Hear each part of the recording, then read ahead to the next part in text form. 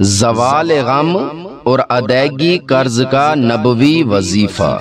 ایک بار پڑھیں، اللہم انی اعوذ بک من الہم والحزن وأعوذ بك من العجز والكسل وأعوذ بك من الجبن والبخل وأعوذ بك من غلبة الدين وقهر الرجال۔